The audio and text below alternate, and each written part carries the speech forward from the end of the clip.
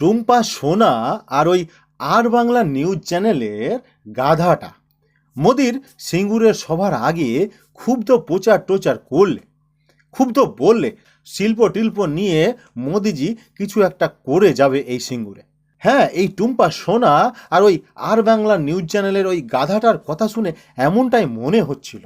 যারা social media তথা news চ্যানেলে যেভাবে প্রচারটা করেছে তাতে আমরা স্পষ্ট ভেবেছিলাম হয়তো মোদি দাদু কিছু একটা করবে, টুম্পা সোনা তথা আর বাংলা নিউজ চ্যানেলের যে গাধা সাংবাদিক তাদের মুখের দিকে তাকিয়ে কিছু একটু বলবে। কিন্তু দুর্ভাগ্য তো থেকেই যায়। মোদিজির মুখ থেকে সিঙ্গুরের সভায় কোনো রকম শিল্প নিয়ে কথাই শুনতে পাওয়া গেল না। সিঙ্গুরের শিল্প নিয়ে কোনো রকম কথাই শুনতে পাওয়া গেল না। কেন জানেন? মোদিজি চায় না, বিজেপি চায় না বাংলাতে শিল্প হোক। সব শিল্প গুজরাটে হোক আর সব শিল্প উত্তরপ্রদেশে হোক। আর ওই গুজরাট আর উত্তরপ্রদেশের শিল্পপতিরা দেশের টাকা লোন নিয়ে লুটে পুটে দেশটাকে বিক্রি করে খাক।